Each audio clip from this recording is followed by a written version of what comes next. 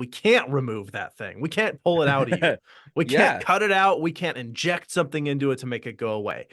What we can do instead, and what we do attempt to do instead, is to help add a new set of skills and approaches that will make it so that the thing that you're doing is not as powerfully controlling over your behavior. And so it's building new skills, and it's like adding something rather than taking something away.